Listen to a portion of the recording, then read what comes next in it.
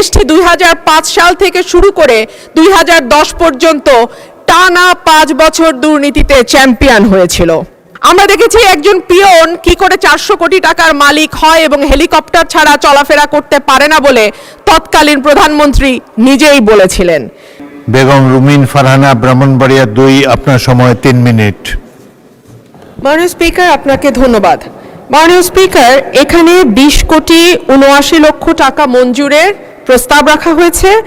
আমি প্রতীকী হিসেবে 500 টাকা হ্রাস করবার প্রস্তাব দিয়েছি। মাননীয় স্পিকার, আমি এই দুর্নীতি নিয়ে কথা বলতে গিয়ে সার্চ করে দেখছিলাম গুগল কি বলে, বাংলাদেশের দুর্নীতিতে টপ মোস্ট পেশা দুটো কোনটা। দেখলাম 1 নম্বরে আছে রাজনীতিবিদদের নাম, 2 নম্বরে আছে আমলাদের নাম। কোন রাজনীতিবিদ যখন পেশা হিসেবে লেখেন রাজনীতি, তখন আমি সঙ্গত কারণেই খুব অবাক হই। রাজনীতিবিদরা বেতন পান বা রাজনীতি করলে পয়সা উৎপাদন হয়, এটা সম্ভবত বাংলাদেশের মতন দেশেই সম্ভব, যেই দেশটি 2005 সাল থেকে শুরু করে 2010 পর্যন্ত টানা 5 বছর দুর্নীতিতে চ্যাম্পিয়ন হয়েছিল। মাননীয় স্পিকার, আমরা বিগত সরকারের আমলে ছাগল কাণ্ড দেখেছি, বালিশ দুর্নীতি দেখেছি, রূপপুর পারমাণবিক বিদ্যুৎ কেন্দ্র নির্মাণের সময় যে ভয়াবহ দুর্নীতি হয়েছে সেটাও দেখেছি।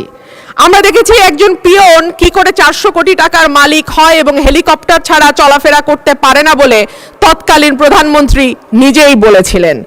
মাননীয় স্পিকার, আমরা ব্যাংক থেকে লক্ষ কোটি টাকার লোপাট দেখেছি, ভুয়া কোম্পানির নামে অর্থ আত্মসাৎ, ইচ্ছাকৃত ঋণ খেলাপি ইত্যাদি ইত্যাদি দেখেছি। ওভার ইনভয়েসিং, আন্ডার ইনভয়েসিং, হুন্ডি, ভুয়া রপ্তানি বিল মারফত টাকা কিভাবে দেশের বাইরে পাচার হয়েছে।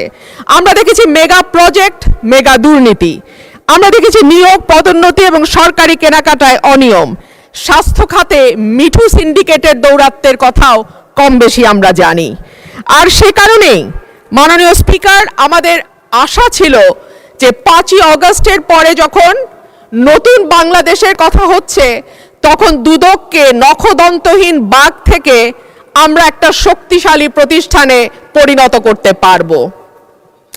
অন্তর্বর্তীকালীন সরকার প্রস্তাব দিয়েছিল, অধ্যাদেশ তৈরি করেছিল, দুর্নীতি দমন কমিশন সংশোধন অধ্যাদেশ 2025। মাননীয় স্পিকার, এই সরকার ক্ষমতায় আসার পর 100-র উপর অধ্যাদেশ আইনে পরিণত হয়েছে, কিন্তু দুর্নীতি দমন কমিশন সংশোধন অধ্যাদেশ আইন করা হয় নাই।